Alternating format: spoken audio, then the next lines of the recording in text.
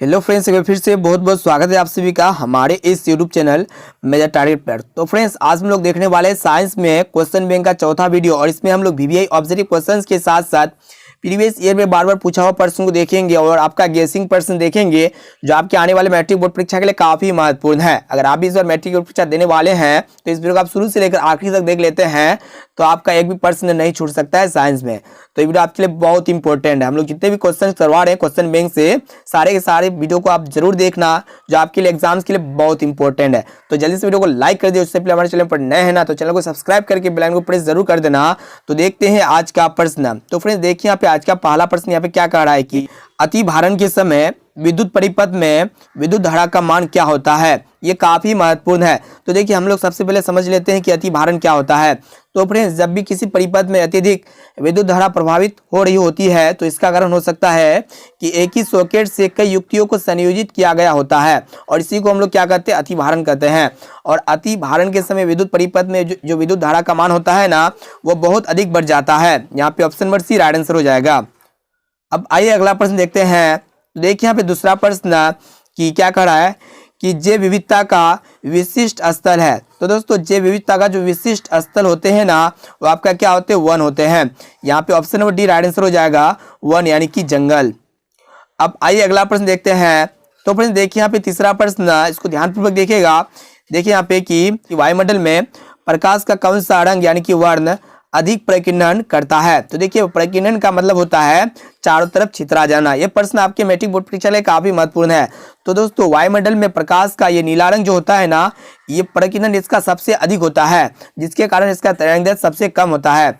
और देखिए लाल रंग का जो तरंगदैर्घ्य होता है ना, ये आपका सबसे अधिक होता है, जिसके कारण लाल रंग का प्रकीर्णन सबसे कम होता है। तो आप याद रखिए कि नीला रंग का जो प्रकीर्णन होता है सबसे अधिक होता है, जबकि लाल रंग का जो प्रकीर्णन होता है सबसे कम होता है। यह प्रश्न आपका मैट्रिक बोर्ड परीक्षा में दोनों टाइप का पूछा जा सकता है कि वायुमंडल में प्रकाश का कौन सा रंग का प्रकीर्णन सबसे कम होता है, तो लाल हो जाएगा। अगर पूछे आपसे कि प्रकाश वायुमंडल में प्रकाश का कौन सा रंग है जिसका तरंगदैर्घ्य जिसका प्रकीर्णन सबसे यहाँ पे देखिए प्रकीर्णन अधिक होता है, तो क्या हो जाएगा, नीला हो जाएगा।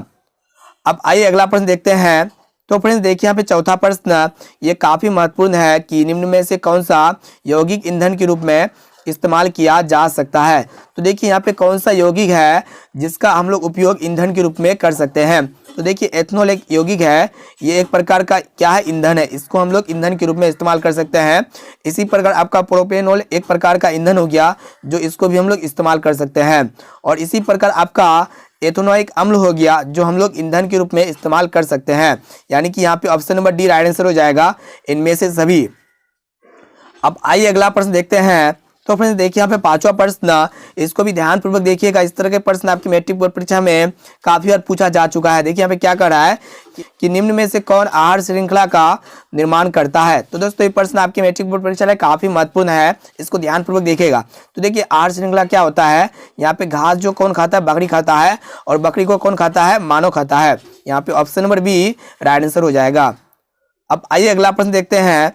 तो फ्रेंड्स देखिए यहाँ पे छठा प्रश्न, इसको भी ध्यानपूर्वक देखिएगा।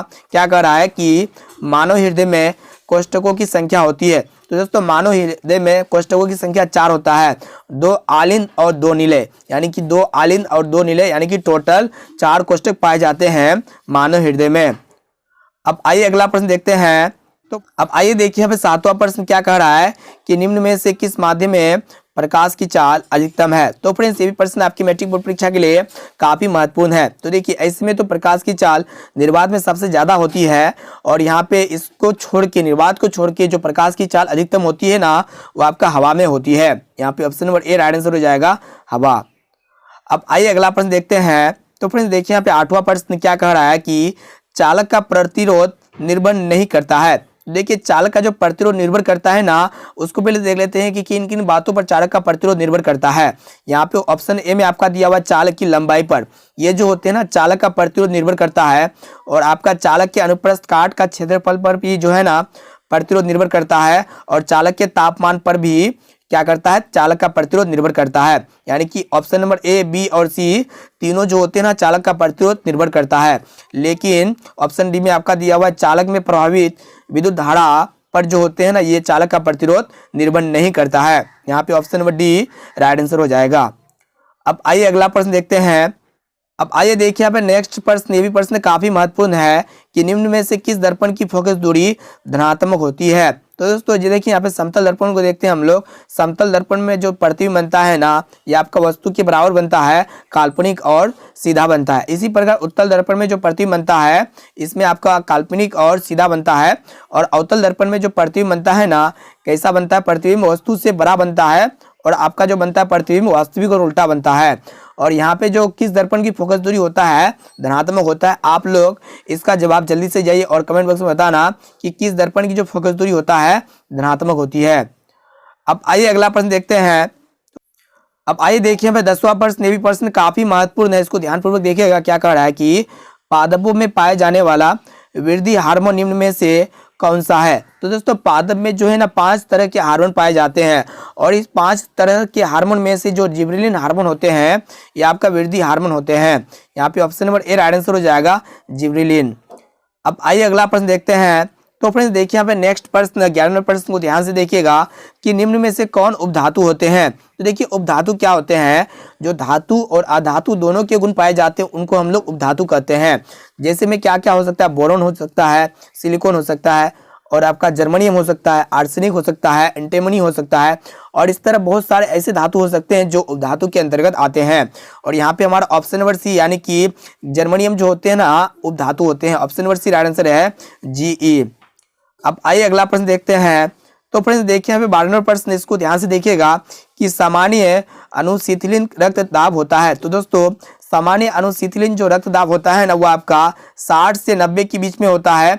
यानी कि यहाँ पे option number A right answer हो जाएगा, 80 mm। और परिकुंचन के लिए जो सामान्य दाब होता है आपका 100 से लेकर 140 तक के बीच होता है। अब आइए अगला प्रश्न देखते हैं। तो फ्रेंड्स देखिए यहाँ पे 53वां प्रश्न क्या कह रहा है कि विभक्त वलय का उपयोग किस उपकरण में किया जाता है। तो देखिए विभक्त वलय का जो उपयोग करते हैं ना हम लोग इलेक्ट्रिक मोटर में करते हैं, यानी कि विद्युत मोटर में। यहाँ पे option number A right answer हो जाएगा, विद्युत मोटर।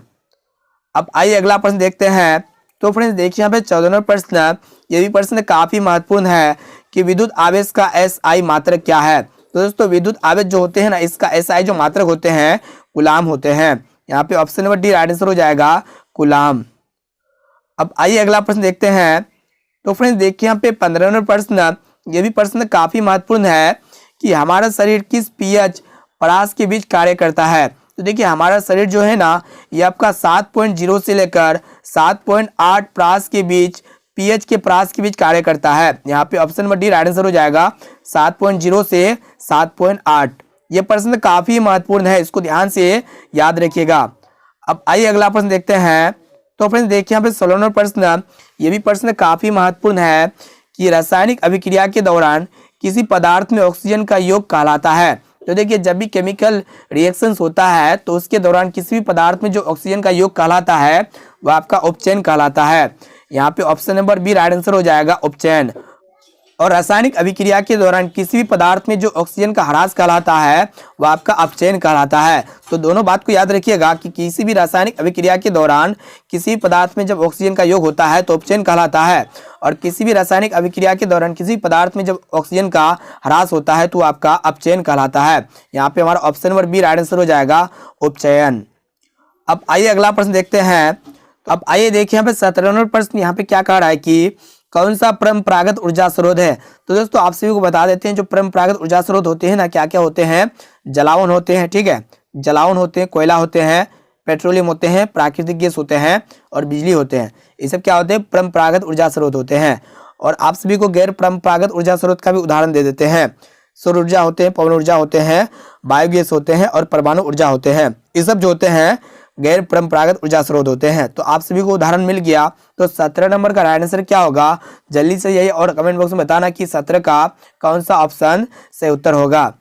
अब आइए अगला प्रश्न देखते हैं। तो फ्रेंड्स देखिए यहाँ पे 18 नंबर प्रश्न, ये भी प्रश्न काफी महत्वपूर्ण है कि संगमरमर का रासायनिक सूत्र क्या है। तो दोस्तों संगमरमर का जो रासायनिक सूत्र होते हैं ना, वो आपका कैल्शियम कार्बोनेट होते हैं, यानी कि CaCO3। यहाँ पे option number C right answer हो जाएगा, CaCO3। अब आइए अगला प्रश्न देखते हैं। अब आइए देखिए यहाँ पे हमारे जो 19 नंबर प्रश्न है, यहाँ पे क्या कर रहा है कि टिंडल प्रभाव प्रकाश की कौन सी परिघटना को प्रदर्शित करता है। तो देखिए टिंडल प्रभाव जो होते हैं ना, ये प्रकाश का परिकीर्णन की घटना को प्रदर्शित करता है। यहाँ पे option number D right answer हो जाएगा।